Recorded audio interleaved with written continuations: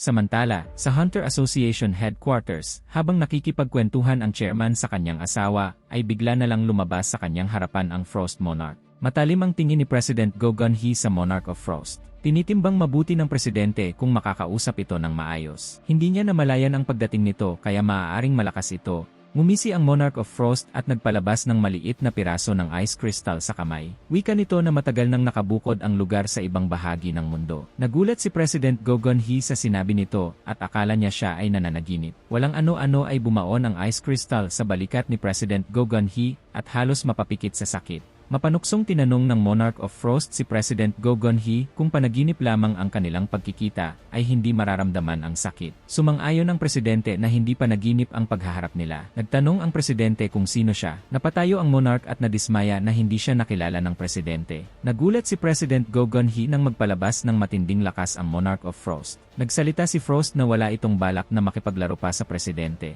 Sumigaw ito at inutos na magpakita na ang fragment of luminosity. Ngumisi si Frost at sinabi na huwag mag-alalang masira ang medium dahil mamamatay at mamamatay rin ang katawan ng presidente. Nagpakawala ang monarch ng malakas na atake. Agad na humanda ang presidente para protektahan ang sarili sa atake. Doon ay tuluyang lumabas ang fragment of luminosity na nagtatago sa katawan ni President Go Gun-hee. Tuwang-tuwa si Frost na sa wakas ay muli nang nakita ang fragment of luminosity. Muling nagpakawala ng atake si Frost. Pero walang hirap na inilihis ng fragment of luminosity ang atake gamit lamang ang isang kamay. Makikita ang pagkabasag ng pader ng opisina. Nagsalita ang fragment at sinabing hindi na rin masama ang ginawang pagtrap ng Monarch of Frost sa kanyang opisina sa dimensional crack. Hindi nito lubos maisip na matagal na natrap ang totoong lakas ng fragment sa katawan ng mahinang katawan ni President Go Gun-hee. Naging seryoso ang mukha ni Frost at mayabang na ipinaalam na nalaman na nila ang lokasyon ng 7 fragments ng luminosity at 2 na ang kanilang napatay. Imbes na matakot, matapang na hinamon ng fragment ang kalaban. Hindi makapaniwala si Frost na piniling lumaban ng fragment of luminosity sa kabila ng mahina nitong kalagayan. Nagsimula ang labanan sa pagitan ng Monarch of Frost at fragment of luminosity. Sumugod ang fragment at umamba ng malakas na suntok. Agad na nagpalabas ng ice sword ang Monarch of Frost at umatake sa fragment of luminosity.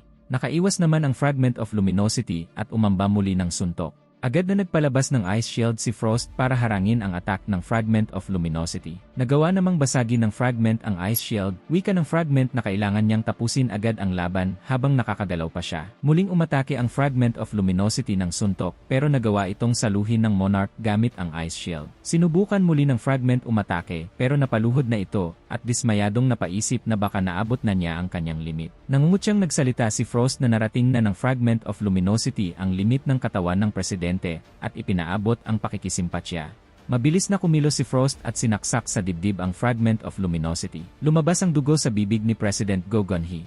Walang awang nagsalita si Frost at sinabing kung sa loob ng 1 o 2 taon pa bago makahanap ng bagong medium ang fragment of luminosity ay nagawa na nilang mawasak ang mundo bago pa ito makabalik. Mas ibinaon ng Monarch of Frost ang Ice Sword at sinabing ang malaking pagkakamali ng fragment of luminosity ay ang protektahan ang mundo. Ngumisi naman ang fragment at buong lakas na hinigit paalis ang Ice Sword. Wika nito na hindi naman siya nakipaglaban ng walang rason. Kagaya ng hindi nila pag-aakalang mahahanap siya ng mga monarch, ay mayroon ring hindi napansin ang Monarch of Frost. Naguluhan si Frost sa sinabi nito, "Mga bro, 1,699 likes ang goal natin sa video na ito. Nakaka 20,000 views ang videos natin, isang like nyo lang ang kailangan ko. Paabutin nyo ng 1,699 likes ang video na ito at ilalabas ko na din agad yung susunod na video, kayo na lang ang hinihintay ko. Bilisan nyo at mag-like na kayo. Subscribe na din kayo sa iba pa natin channel, libre lang ang content natin, kaya hinihingi ko ang suporta nyo." Agad na nagpakawala ang fragment ng malaking bola ng apoy.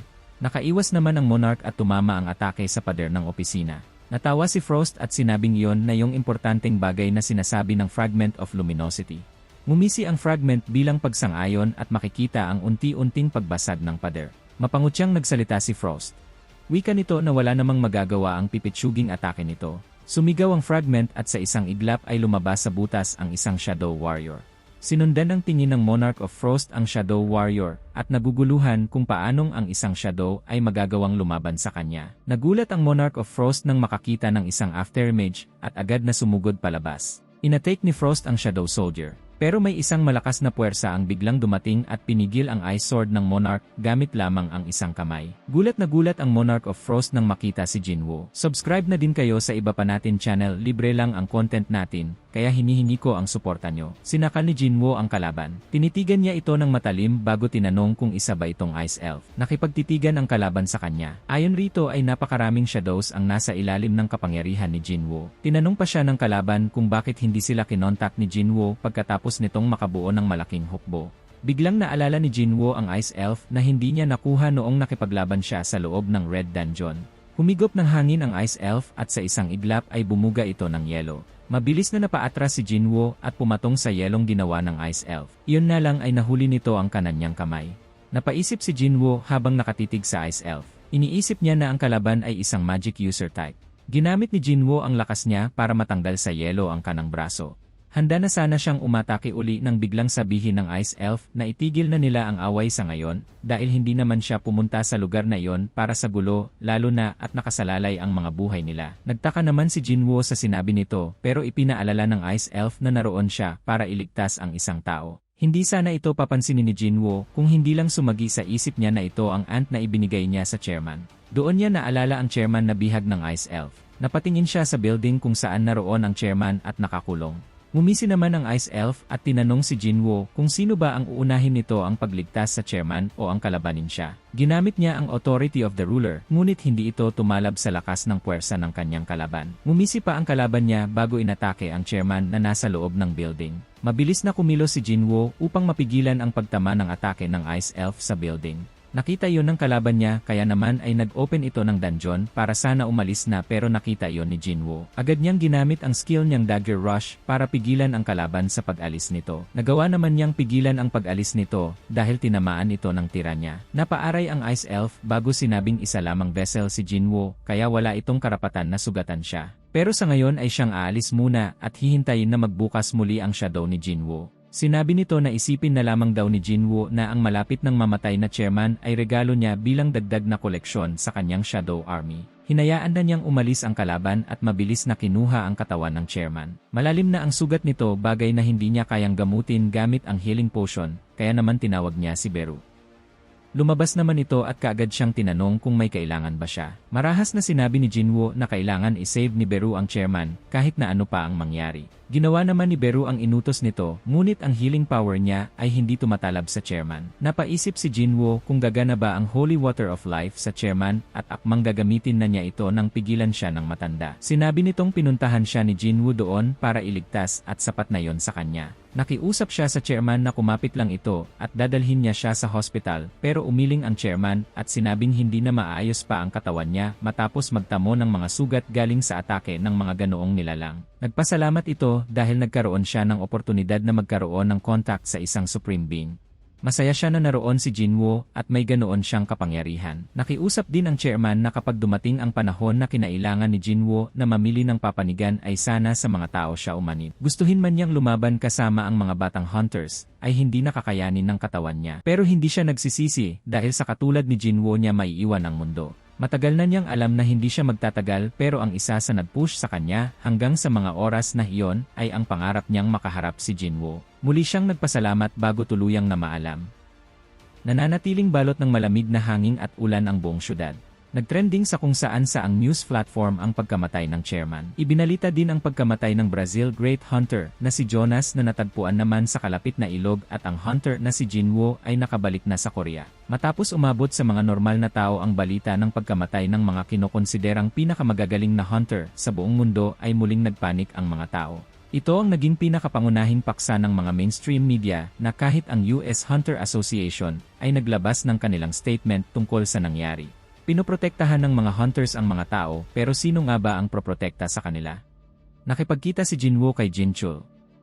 Binati siya nito at tinanong kung totoo bang ang monster na umatake sa chairman ay mahirap patayin kahit pa ang kapangyarihan na katulad ng sa kanya.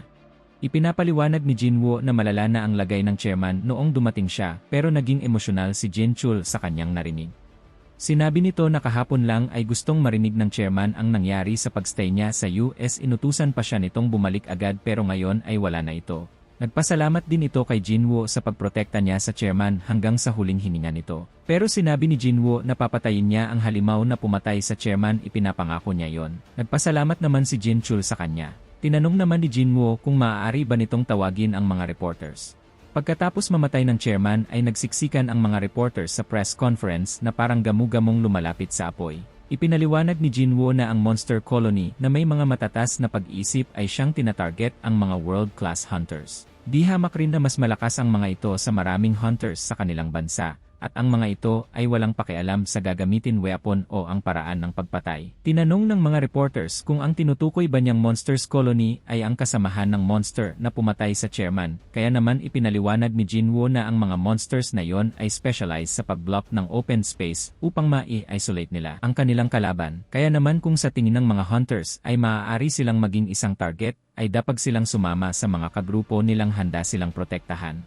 Naalala din niya na tinawag ng Ice Elf ang sarili bilang Monarch of Frost bago ito umalis. Ngunit kahit sino pang monarch ang mga yon ay mahirap matalo kahit pa ng mga pinakamalalakas na hunter. Kaya naman nakiusap si Jinwoo sa mga hunters na kung alam ng mga ito na wala silang mga kakampi gaya ng tinutukoy niya kanina, kaagad nila siyang kontakin gamit ang Korean Hunters Association. Nag-usap-usap ang mga monarch. Ibinalita ng Frost Monarch na nasa mundo ng mga tao ang Shadow Monarch. Ngumisi ang isa sa mga kasama niya at tinanong kung totoo bang walang kahit sinong vessel sa Earth ang makakatalo sa kapangyarihan ng Shadow Monarch. Sinabi ni Frost Monarch na nakita niya si Jinwoo ng dalawa niyang mga mata. Ang sabi ni Frost ay siya na ang bahala dito kung tutulungan siya ng mga kasama. Hindi pumayag ang isa at sinabing isang pagpapakamatay ang makipaglaban kay Jinwoo. Ang Shadow Monarch ang isa sa pinakamalakas sa siyam na monarch. Hintayin na lang daw nila ang Monarch of Destruction at ang pagbabalik ng Dragon King. Inis na sinabi ni Frost na kahit sila ay pare-pareho monarch pero bakit wala silang magawa kung hindi ang hintayin ang pagdating ng Dragon King. Ang nag-iisa nilang chance ang patayin ang Shadow Monarch ay ngayon habang nasa human form pa siya. Nakiusap si Frost na tulungan siya ng mga kasama niya. Ngunit hindi pumayag ang mga kasama niya. Sinabi pa ng isa na ayaw niyang matulad sa Monarch of White Flames. Tinawag naman ng isa ang mga kasama na mga takot. Sinabi nito na sana ay alam nila ang nangyari sa Monarch of White Flames noong matalo ito ng Shadow Monarch. Ayaw niyang mahuli ng Shadow Monarch at maging laruan nito. Sinabi pa nito na hindi siya naniniwala na kaya ng Shadow Monarch na gawin silang utusan ngayong nasa original form sila. Tumingin naman ang isa kay Frost at nagtanong kung ano ang ebidensya nito na ang Shadow Monarch ay isa pa ring tao. Sinabi ni Frost na naglagay ng poison si Jinwoo sa dagger nito. Isang bagay na hindi gagawin ng isang Shadow Monarch. Natawa naman ang babae sa grupo. Sinabi nito na kung may full control ang Shadow Monarch sa human body nito ay hindi ito gagawa ng ganoong kalokohan. Ngumisi si Frost at tinanong muli ang mga kasama kung tutulungan ba siya ng mga ito. Mabilis na nagmisihan ang grupo at sinabing tutulungan nila si Frost. Papatayin nila ang Shadow Monarch ng magkakasama. Iba't iba ang naging epekto ng invitation ni Jinwoo. Iniisip ng iba na kahit milyon pa ang ibayad ng gobyerno, ay hindi na maibabalik ang buhay na nawala kung sakaling isang S-class gate ang magbukas na naman. Marami pa rin ang hindi makapaniwala na sa ganoon paraan mamamatay ang chairman. Nakatayo sa isang building si Jinwoo habang iniisip ang naging enkwentro niya sa Frost Monarch. Hindi niya masense ang power nito sa paligid kaya naman naisip niya na ang method niya ay umepekto. Noong nakalaban niya ito ay nasa original form ang Frost Monarch. Ayon din sa sinabi ng Giant sa kanya ay lahat ng monarch at rulers ay nasa original form at hindi maaaring maging shadow soldiers. Hindi naman problema yon para kay Jinwoo habang siya ang hunter. Nagkaroon ng pagpupulong ang mga tao sa Hunters Association matapos ang isang linggo na mabakante ang posisyon ng chairman. Sinabi ng mga ito na kailangan na nilang maghanap ng successor sa posisyon ng chairman. Ngayon wala na ito ay halos lahat ng 5 guild ay nawalan ng leader, kaya naman nag-aalala sila kung sino ang kokontrol sa mga guild. Tinanong naman ng isa na kung ang sinasuggest nito ay mag-hire sila ng isa pang S-rank hunter, ay hindi basta-basta dahil ito mahalaga sa kanila. Hindi sila pwedeng basta-basta mag-invite ng outsider. Ang isa naman ay nirecommend si Woo Jin-chul bilang bagong presidente dahil madalas ito ang kasama ng chairman sa paglutas at pagdesisyon ay maaaring may alam na ito sa paghahandle ng organisasyon. Wala din naman rule na required na S-rank ang maging leader at nakita na nila kung paano mamahala si Jin-chul sa party. Ngunit tumanggi si Jin-chul dahil marami daw siyang mga pagkukulang para maging isang pinuno at marami ang mga fit para sa posisyon na yon. Isa pa ay para sa kanya ay bata siya para sa posisyon na yon. Hindi niya maintindihan kung bakit sa dinami-rami ng mga managers at directors na nagtipon-tipon doon ay siya ang gusto ng lahat. Naniniwala naman ang ilan na fit si Jin Chul sa posisyon, lalo na dahil wala silang puwersa para patakbuhin ang halos lahat ng forces sa Korea, ngunit kaya ayon ni Jin Chul. Hindi nila pinipilit ang lalaki pero tinanong nila kung kinokonsidera ba nito ang posisyon. Tumango naman ang lalaki at sinabing kinokonsidera niya ang posisyon. Nakangiti habang naglalakad si Thomas Andre. Sinabi niya kay Laura matagal-tagal na rin na hindi siya nakakapunta ng underground, kaya naman hindi katakatakang nagulat ang mga alagad niya nang makita siya. Napasigaw pa at napatayo ang mga ito nang makitang dumalaw siya matapos ang mahabang pahinga. Nagpatuloy na sila sa paglalakad ng kasama niyang babae. Tinanong ni Laura kung iniisip ba talaga ni Thomas Andre na ibigay ang bagay na yon bilang isang regalo. Tinanong naman ni Thomas kung hindi ba kasing halaga ng bagay na yon ang buhay niya at ng mga kasama niya.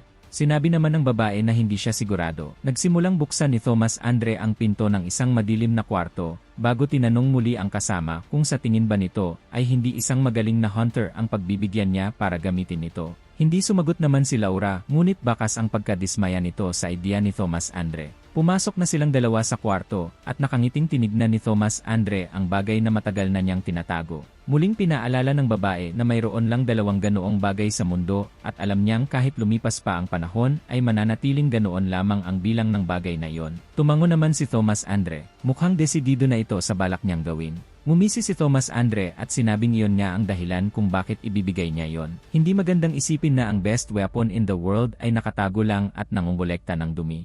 Nagpatuloy ang kwento sa apartment kung saan nakatira ang pamilya ni Jinwoo. Makikita na abalang nag-scroll sa cellphone si Jin-ah habang nakaupo sa sofa. Wika nito nakapapatay lamang sa chairman tapos meron na agad bagong kapalit na isang gwapong lalaki. Napatingin sa labas ng bintana si Jin-ah at sinabing masyado nang magulo ang kanilang bansa, pati na rin ang buong mundo. Lumingon si Jin-ah sa ina na abalang naghuhugas ng mga pinggan at makulit na yumakap rito mula sa likuran. Inutusan agad ng ina si Jin-ah na magtapon ng mga basura pero tumanggi si Jin-ah at sinabing tinatamad siya. Biglang sumeryoso ang mukha ni Jin-ah at hiniling sa ina na lumipat na sila ng apartment. Saglit na natigilang ang ina bago sumagot na ayaw niyang lumipat dahil gusto pa niyang manirahan sa apartment. Malungkot na tinanong ni Jin-ah kung ano pa ang gusto ng ina sa bahay dahil luma na ito. Ngumiti lamang ang ina at sinabing basta gusto pa niya. Umalis sa pagkakayakap si Jin-ah at naglakad palayo. Pagdating sa banyo ay natigilan si Jin-ah nang mapansin na may kakaibang nangyayari sa labas. Nagmamadaling tumakbo si Jin-ah palabas ng banyo sa takot habang tinatawag ang ina. Samantala, sa labas ng building ng Ahjin Guild, makikita ang maraming reporters na nagkatipon. Dalawa sa mga ito ay hindi makapaniwala na nasa loob ng Ahjin Guild's office si Thomas Andre. Sa loob ng opisina, kahit nakangiti ay makikita ang labis na pamamawis ni Jinho dahil sa tensyon. Hindi niya akalain na ang isang Thomas Andre ay pupunta sa Korea at nagsadya pa mismo sa kanilang opisina. Bukod kay Thomas Andre ay naroon rin sa kanyang harapan at preskong nakaupo sa tabi ni Thomas Andre ang pinakamalakas na hunter sa Germany na si Lennart Nerman. Lalong namawi si Jinho dahil hindi sumasagot sa tawag si Jinwoo gayong 2 oras nang naghihintay sa kanilang opisina sina Thomas Andre at Lennart Nerman. Pero mukhang hindi lang si Jinho ang nakakaramdam ng tensyon. Tahimik rin na nababahala si Lennart Nerman kung makikita pa niya si Jinwoo mayong narito rin si Thomas Andre. Sumandal sa sofa si Thomas Andre at nagtanong kung nasa raid ba si Jinwoo o sadyang hindi ito madalas na pumupunta sa opisina. Hirap na sumagot si Jinho at sinabing ganon na nga. Sa wakas ay dumating si Jinwoo. Mangyak-nyak na sumigaw sa saya si Jinho at ang mga kasamahan sa opisina. Napagtanto naman ni Jinwoo nang makitang kumakaway si Thomas Andre kung bakit maraming reporters sa labas ng kanilang opisina. Lumuluhang nagtanong si Jinho habang namumutla sa takot kung bakit hindi sumasagot ito sa tawag. Biglang nawala ang takot ni Jinho at inusisa si Jinwoo kung ano ang nangyari sa damit nito.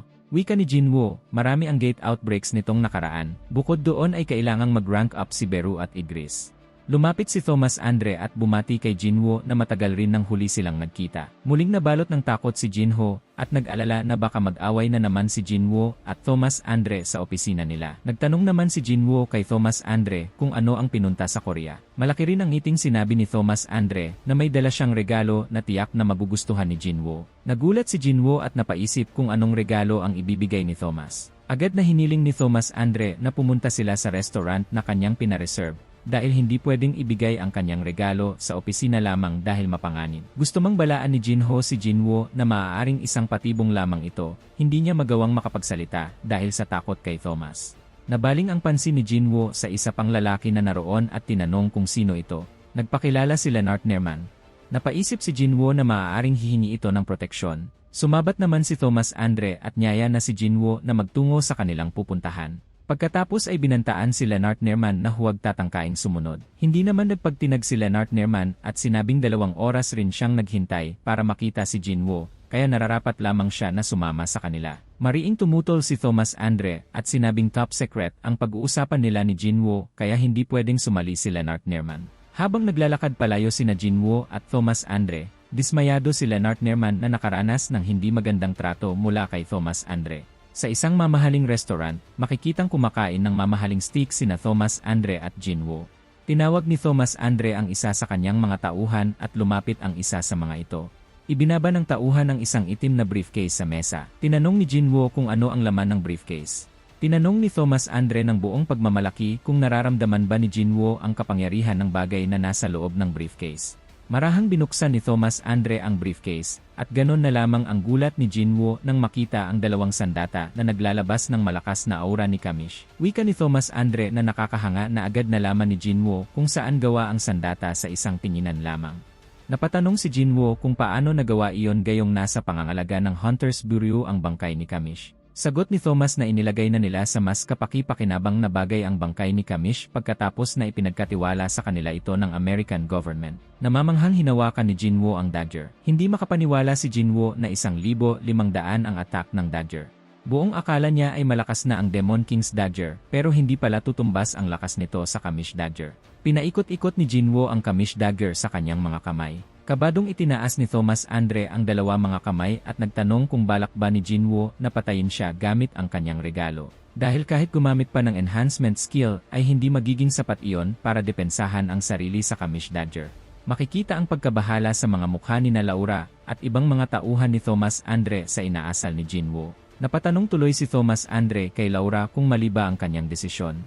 Umiling si Laura. Tinanong ni Thomas Andre si Jinwoo kung nagustuhan ba ang kanyang regalo. Ibinalik ni Jinwoo ang tanong at sinigurado kung talagang libre niyang makukuha ang Kamish dagger. Wika ni Thomas, hindi pa sasapat na kapalit ang Kamish dagger sa buhay niya at ng ibang guild member. Sa wakas ay malugod na tinanggap ni Jinwoo ang regalo ni Thomas Andre. Wika ni Thomas Andre na masaya siya na tinanggap ni Jinwoo ang regalo. Pero biglang natigilan si Jinwoo at Thomas nang makramdam ng kakaibang puwersa. Nagtanong si Thomas Andre kung tama ba ang pakiramdam niya na may nagbukas na gate. Sa labas ay makikita ang mga taong nagsitigil sa paglalakad at napatingin sa itaas. Makikita ang takot sa kanilang mga mukha. Napatanong sa isipan si Jinwoo kung iyon ba ang magical energy na naipon sa himpapawid ng Seoul na pinag-usapan nakaraan sa Hunters Conference. Nagsalita si Thomas na unang beses siyang nakakita ng ganon kalaki na gate, mas malaki sa gate kung saan lumabas si Kamish. Makikita ang matinding gulat at takot sa mga mata ng mga tao habang nakatingala sa itaas. Pero imbes na tumakbo at lumayo sa nagbabadyang panganib, kinuha ng mga tao ang kanilang mga cellphone para kunan ang kakaibang pangyayaring kanilang nasasaksihan sa himpapawid. Samantala, sa isang interview, sinabi ni Dr. Belzer na nagbigay na siya ng babala tungkol sa kakaibang dami ng magical power na nag-ipon sa himpapawid. Wika nito na ang malaking gate na lumabas sa Seoul ay panimula lamang at malaki ang tsansa na marami pang gates na kasing laki ng sa Seoul ang magsisilabasan sa iba't ibang bansa sa buong mundo.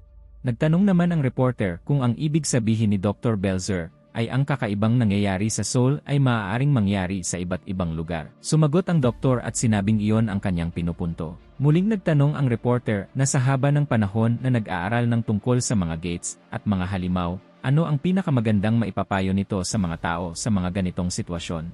Wika nito, dapat magdasal na sana ay hindi matapos ang lahat sa isang trahedya. Makikita si Jinwoo na nakasakay sa dragon na si Kaisel sa pinto ng gate. Nagtataka si Jinwoo kung bakit hindi siya makapasok sa gate na parabang hinaharangan siya ng isang pader. Sa isip niya na kung normal na pader lamang iyon ay dapat nasira na niya ito. Ibig sabihin ay isa itong pader na kahit ang awakened ay hindi magagawang makapasok. Napatanong si Jinwoo kung ang mga nilalang sa loob ng gate ay kakaiba kumpara sa mga nakita na nila. Pero kahit ano pa mang mangyari ay walang balak si Jinwoo na hayaan ang mga halimaw na nasa gate na makapasok sa mundo dahil sa kanyang pamilya at mga kaibigan na maaaring malagay sa panganib. Biglang tumunog ang cellphone ni Jinwoo at nakitang tumatawag si Jinchul. Wika ni Jinchul sa kabilang linya na hindi niya marinig ng maayos ang boses ni Jinwoo. Kaya tanong nito kung dapat bang patayin na muna ang tawag. Tumanggi naman si Jinwoo at sinabing kaya hindi marinig ang kanyang boses ay dahil nasa taas siya sa himpapawid. Nagbiro pa si Jinwoo na kailangan na niyang tawagin ito na manager Woo Jinchul. Nahihiyang sinabi ni Jinchul na hindi siya komportable na nakatanggap ng isang posisyon na alam niyang hindi naman nararapat para sa kanya. Tinanong naman ni Jinwoo kung natingnan na ang nire-request niya. Wika ni Jinchul ay nakapag-request na siya sa Hunters Bureau na i-scan ang buong area gamit ang satellite at walang nakitang paglabas ng gate sa ibang bahagi ng mundo. Nagtaka si Jinwoo kung bakit walang ibang gates ang nagbukas kahit 3 oras na ang nakalilipas simula nang magbukas ang malaking gate sa Seoul. Ibig sabihin ay hindi nagkataon ang pagbubukas ng gate, sinadya ito. Wika ni Jinchul ay nagpaplano na sila na evacuate ang mga tao na nakatira malapit sa gate at paunti-unti nilang gagawin ito para hindi magpanik ang mga tao na maaaring pag-ugatan pa ng mas malaking gulo.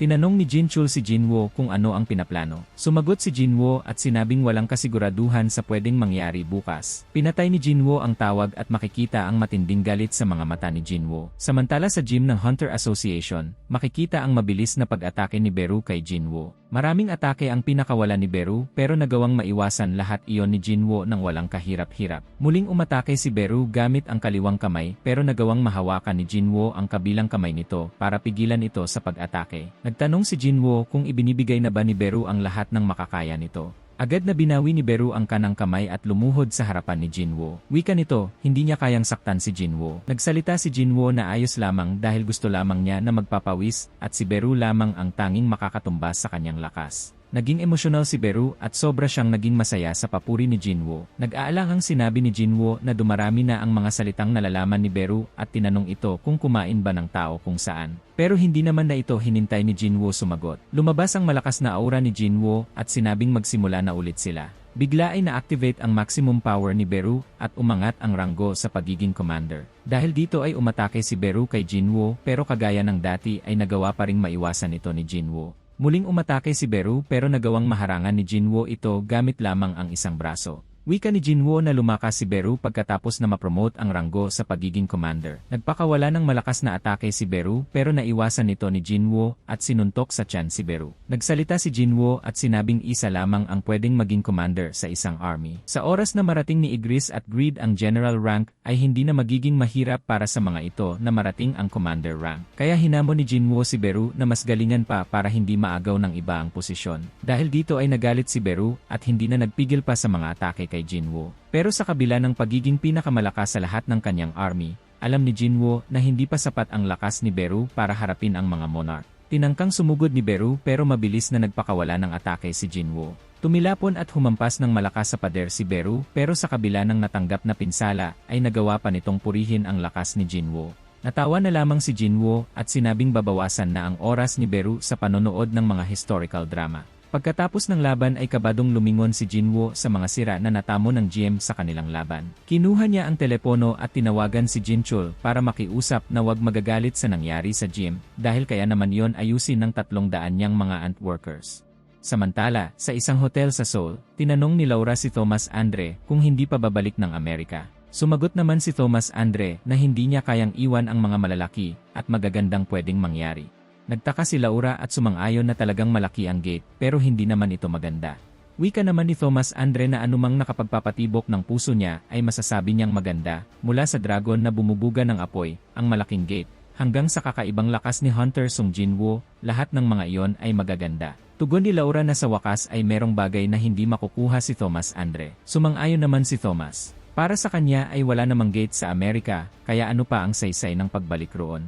Sabi naman ni Laura na nag-aalala ang Hunters Bureau sa kalagayan ni Thomas Andre. Natawa naman si Thomas at sinabing walang ibang pinakaligtas na lugar kundi sa tabi ni Jinwoo. Bukod doon batid ni Thomas na walang matitira sa mundo kung hindi mapipigilan ang gate, kaya gusto niyang masaksihan kung ito ang katapusan ng mga tao o simula ng bagong yugto sa buhay ng mga tao. At dito na nagtatapos ang video natin, panoorin nyo na din ang susunod na episode, ilalagay ko na yon sa ating channel. Huwag nyo kalimutan mag-like para maka next episode agad tayo.